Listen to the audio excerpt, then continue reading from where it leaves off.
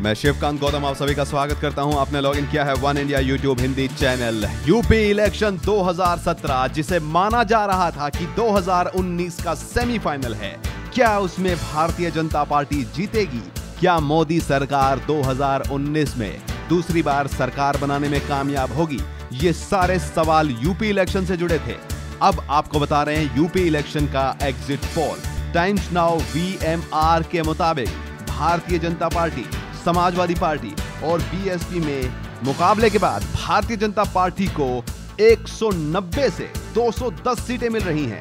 आपको यह भी बता दें कि 2012 में भारतीय जनता पार्टी को 48 सीटें मिली थी।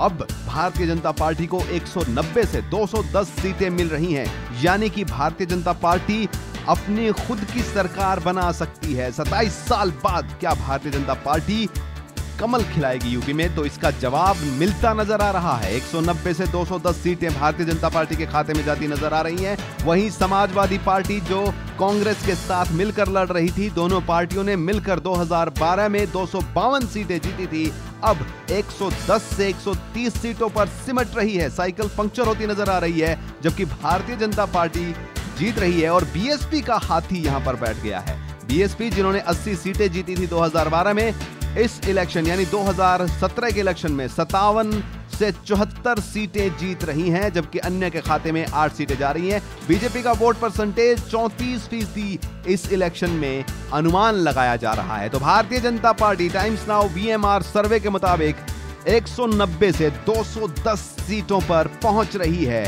तो पुरानी हार जो रही थी बिहार की और अन्य राज्यों में भी जो प्रदर्शन रहा था, नोट बैन का कोई इफेक्ट नजर नहीं आ रहा है। प्रधानमंत्री नरेंद्र मोदी यहां पर भी लहर लेकर चल रहे हैं। तो क्या 11 तारीख को एग्जिट पोल के नतीजे बदल पाएंगे वास्तविकता में? अभी भारतीय जनता पार्टी यूपी में सरकार बना रही है।